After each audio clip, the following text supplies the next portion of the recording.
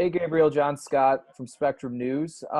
We spoke to you during training camp and asked you about your development there, but what has been the biggest key to your early season success in game action? For me, just following the guys in front of me. I have great guys to follow and learn from. So I'm just taking up, this opportunity to be able to learn as much as I can and do what I can to help this team. A lot of guys on this team play with a chip on their shoulder for various reasons. You fell to the fourth round in a widely regarded wide receiver draft. Is that a chip on your shoulder trying to outplay where you were selected? Yeah, I feel like being in the position I am, that everybody's in, being in the NFL, I feel like, for us, everybody feels like they're the number one guy coming into this, and they are confident in themselves and the work that they put in, just like, everybody else in the league. So for me, it's just being able to take advantage of my opportunity here, and I'm happy to be here. Everything, happened so great for me. I feel is that, and, just attacking every single day. Appreciate it. Thanks. Hey, Gabriel, Heather Prusak here from the CBS station here in Buffalo. Good to see you. I just want to ask about Brian Dabolls' offense because, so many guys have praised what he's been able to do and how he really utilizes you guys with, 10 personnel, 11 personnel. What is it about Dabolls' offense that is just so creative and the way that he utilizes you guys? He's a real smart guy. Great OC, and he just finds ways to get the ball around to everybody. And I thought that's the best thing that he can do. He's always coming in with something new, a great game plan every single week in order for us to execute at a high level. Just seeing you out there at practice with, whether it's Stefan or some of the other wide receivers, we see you guys out there dancing and you've got some handshakes and, even talking to Stefan, he has such high praise for you. He said the other day, you are not the average rookie. He said how smart you were and things like that. Just, how much fun are you having and, what is it like to be with some of these other guys out there? I wish he would tell me that because he don't tell me that. You know what I mean? No. No, but again, it's great being around these guys. We got a great receiver group. I get to learn from him, obviously. Watching him over the years, all of us have seen how such a great receiver he is. Try to learn as much as I can from him. But we have a lot of fun. It's fun to be out here. We're living our dream right now. So every day we attack it with dancing, having a fun time, just trying to remember, what it is to be in the NFL. Thanks, Gabriel.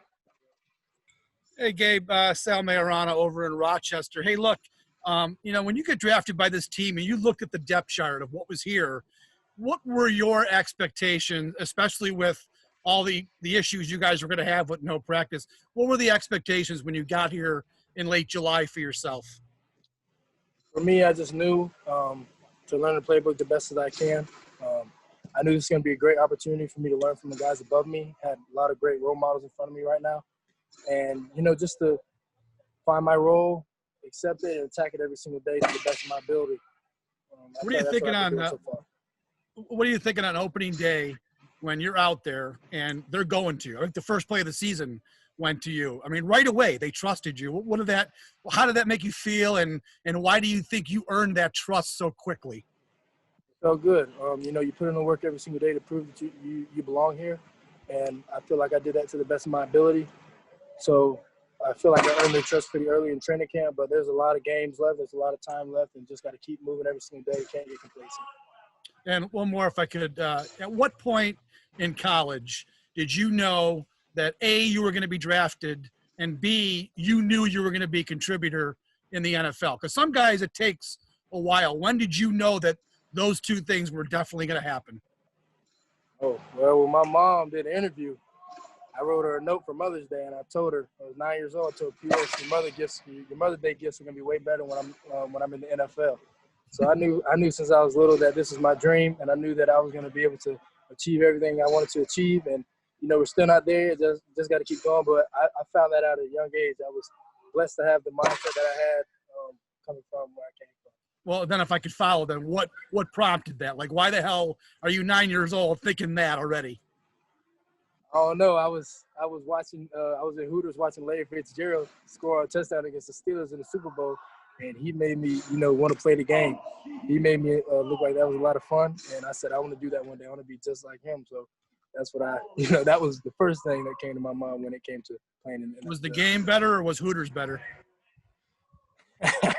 Hooters was better. Okay. Thank you. Yes, sir. Hey, Gabe, Dan Fades up in Rochester.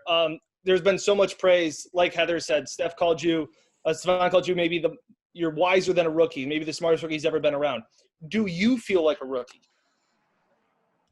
Yeah. I mean, I feel like a rookie. Having to learn all of everything I have to learn, and being able to still have to come out here every single day. I mean, rookie or not, compete to show that I belong here. But they set me straight sometimes that remind me I'm a rookie. So. Was there any moment that you had your welcome to the NFL moment through these first 3 weeks where you felt, you talk about you've earned it, where you felt like you belonged more now? I just feel like when it came to welcome to the NFL, just learning the playbook, I was kind of being a little bit hard on myself some days just because I felt like I wasn't doing the best that I can. But over time, when I just relaxed, Lee Smith helped me out a lot with that. He talked to me and helped me out a lot, got a lot of love for Lee. And, it just helped me calm down and play this game like I know I can play it. Sorry, just one more quick one. They talked about the play last week where you drew the pass interference, where you were lined up in the huddle. We're going to play in one position on the offense and then got switched to that spot. When that happens, when things are changing in the huddle in a crucial moment of the game, what's going through your head? Just glad that they put that trust in me to be able to make a play. That shows a lot of the work that I put in and what I've done to earn their trust. And I'm trying to continue to do that every single day. Thanks a lot, Gabe. Hi, Gabe. Alexa here in Rochester. Good to see you. I was kind of going back to the chip on your shoulder thing from being, drafted where you were. A lot of people are calling you a steal. You've always had this mindset that you're going to do this. Do you think that even goes further back to when you were playing for UCF, playing for, yes, a great program, but playing for a mid-major school?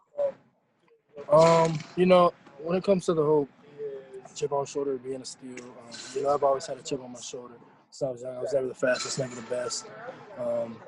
I just feel like I had to outwork everybody, and I feel like that's what I'm doing so far. But, to be able to say, I'm stealing everything, it's only week 3. It's only, there's a lot of more games left.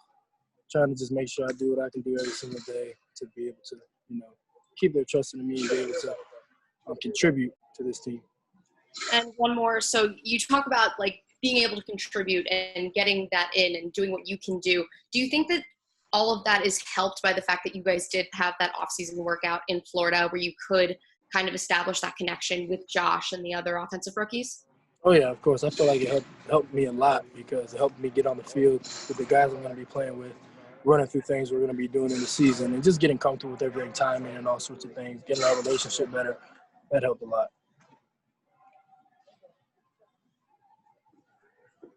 Hey, Gabriel, Matt Perino here, Syracuse.com. You mentioned Larry Fitzgerald, and, it got me thinking about, John Brown came into the league with him. And, have you ever talked to Smoke about his time with Larry and, kind of lessons that he learned from him? Yeah, I mean, Smoke, when I got drafted, Smoke took me in. I was actually staying at his crib for a couple of days just to get with him on some football things, work out with him, playbook and stuff, because he said that's what Larry did for him.